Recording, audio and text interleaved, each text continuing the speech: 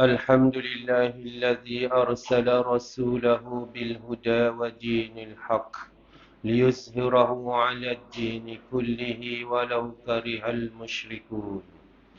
أشهد أن لا إله إلا الله وأشهد أن سيدنا محمدا عبده ورسوله. اللهم صل وسلم وبارك على سيدنا محمد وعلى آله وأصحابه ومن تبعهم بإحسان إلى يوم الدين. أما بعد، فيا أيها المسلمون اتقوا الله حق تقاته ولا تموتن إلا وأنتم مسلمون. إخواني المسلمين, marilah kita bertakwa kepada Allah Subhanahu wa taala dengan sebenar-benar takwa, dengan melaksanakan suruhan-suruhannya dan meninggalkan segala larangannya. Mudah-mudahan kita sentiasa berada di dalam rahmat Allah Subhanahu wa taala dan beroleh kesejahteraan hidup di dunia dan akhirat. Khutbah pada hari ini akan menyorok tentang jatuh bangun bangsa menurut Al-Quran yang akan menjadi panduan dan pedoman buat kita umat Islam yang diberi akal fikiran yang jernih. Ikhwanil muslimin, sebenarnya tidak ada jaminan sesuatu bangsa dapat mengekalkan kuasa dan kedaulatannya jika asasnya hanya kerana mereka adalah peribumi yang mewarisi tanah pusaka nenek moyang. Telah ramai umat yang terusir dari tanah air, malah tidak sedikit yang telah hilang di dunia. Yang berhak mewarisi bumi pusaka tidak semestinya bumi putera, tetapi sesiapa sahaja yang saleh. Layak, iaitu mereka yang saleh dan memiliki sejumlah sifat keunggulan menurut piawaian Allah Subhanahu wa taala. Pewaris yang mendapat jaminan Allah adalah as-salihun, iaitu mereka yang menggabungkan iman dengan amal saleh. Firman Allah Subhanahu wa taala dalam surah Al-Anbiya ayat 105. وَلَقَدْ كَتَبْنَا فِي الزَّبُورِ مِنْ بَعْدِ الذِّكْرِ أَنَّ الْأَرْضَ يَرِثُهَا عِبَادِيَ الصَّالِحُونَ. Artinya, dan demi sesungguhnya kami telah tulis di dalam kitab-kitab yang kami turunkan sesudah ada tulisannya pada Lauh Mahfuz bahawasanya bumi itu akan diwarisi oleh hamba-hambaku yang saleh. Sejarah boleh berulang, bahkan membuktikan bahawa unggul atau hancurnya sesuatu bangsa itu tergantung kepada perilaku moral dan tingkah laku mereka sendiri. Penentu nasib sesuatu bangsa adalah kudrat dan iradat Allah Subhanahu wa taala. Allah lah yang menyelamatkannya dan Allah lah yang menghancurkan mereka dengan cara yang dikehendakinya melalui sebab musabab mengikut undang-undang dan aturan sunnah Allah apabila kerosakan mereka telah sampai ke puncaknya. Inilah yang pernah terjadi kepada kaum Lut, penduduk Madyan, kaum Ad dan kaum Samud, Fir'aun, Qarun dan Haman. Hal yang demikian itu Allah Subhanahu wa taala gambarkan di dalam Al-Quran menerusi surah Al-Ankabut ayat yang ke-40. فَكُلًّا أَخَذْنَا بِذَنْبِهِ فَمِنْهُمْ مَنْ أَرْسَلْنَا عَلَيْهِ حَاصِبًا وَمِنْهُمْ مَنْ أَخَذَتْهُ الصَّيْحَةُ وَمِنْهُمْ مَنْ خَسَفْنَا بِهِ الْأَرْضَ وَمِنْهُمْ مَنْ أَغْرَقْنَا وَمَا كَانَ اللَّهُ لِيَظْلِمَهُمْ وَلَكِنْ كَانُوا أَنفُسَهُمْ يَظْلِمُونَ.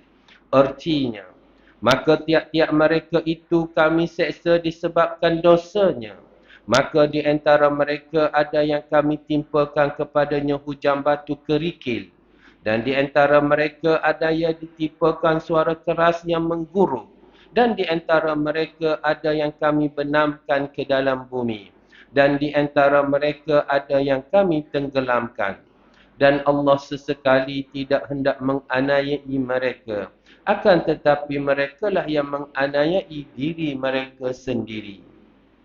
Inilah 4 jenis contoh azab yang Allah Subhanahu Wa Taala timpakan ke atas bangsa-bangsa terdahulu yang gagah perkasa. Sekelip mata hilang di dunia. Pembinasaan ini bukan penganiayaan Allah ke atas manusia, tetapi akibat dosa-dosa kezaliman mereka sendiri. Bila kezaliman dan kekufuran telah berleluasa, ini bererti mereka telah menzalimi diri dan menempah kehancuran diri sendiri. Ikhwanil muslimin. Pada hakikatnya dosa itu membawa binasa. Apabila Allah Subhanahu Wa Taala berfirman, maka tiap-tiap mereka itu kami seksa disebabkan dosa-dosanya, maka dapatlah kita bayangkan nasib bangsa yang telah kehilangan kesedaran tentang dosa yang ditandai gejala meluasnya budaya, senangnya melakukan kezaliman, penipuan, pembaziran, penindasan, pembolotan khazanah dan lain-lainnya. Tentu ada sebabnya mengapa apabila Allah Subhanahu Wa Taala mengulang-ulang menegaskan hakikat bahawa dosa membawa binasa. Seperti yang terakam dalam surah Al-An'am ayat yang ke-6. Alam yarau kam ahlakna min qablihim min qarnin makkannahum fil ard ma lam numakkil lakum wa arsalna as-samaa'a 'alayhim midrara waj'alna al-anhara tajri min tahtihim fa ahlaknahum bi dhunubihim wa ansha'na min ba'dihim qarnan akharin. Artinya, apakah mereka tidak memperhatikan berapa banyak generasi yang telah kami binasakan sebelum mereka? Padahal generasi itu telah kami teguhkan kedudukan mereka di muka bumi. Iaitu keteguhan yang belum pernah kami berikan kepadamu. Dan kami curahkan hujan yang lebat atas mereka. Dan kami jadikan sungai-sungai yang mengalir di bawah mereka. Kemudian kami binasakan mereka kerana dosa mereka sendiri. Dan kami ciptakan sesudah mereka generasi yang lain. Insaflah wahai kaum muslimin, bahawa kekuatan, kegagahan, kekuasaan dan kestabilan sama sekali bukan jaminan untuk terus kekal dan unggul. Allah Subhanahu Wa Taala mudah membinasakannya apabila Dia kehendaki. Hancurnya kaum Ad dan kaum Samud, karamnya Fir'aun dan Haman, tenggelamnya Qarun di telan bumi, tidak pernah ditangisi sebagai suatu tragedi. Satu bangsa boleh ada dan boleh tak ada, satu generasi boleh datang dan boleh pergi, dunia tidak pernah rugi. Setiap yang pergi akan segera ada pengganti yang lebih baik dan berkualiti. Namun manusia seringkali lupa dan alpa apabila mendapat kuasa. Mereka lupa bahawa kuasa adalah milik Allah yang maha berkuasa. Dialah sebenarnya Malikul Mulk.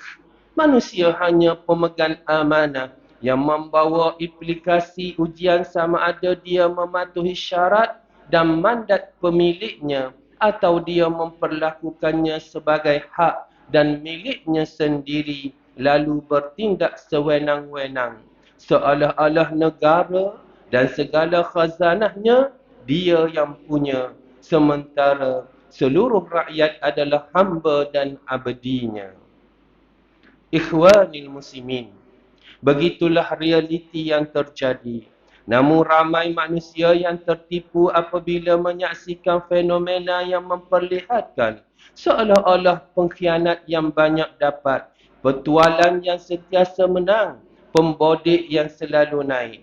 Segala yang disaksikan itu hanyalah mainan dunia dan senda gurau yang menguji keimanan dan ketakwaan. Firman Allah Subhanahu wa taala dalam surah Muhammad ayat 36.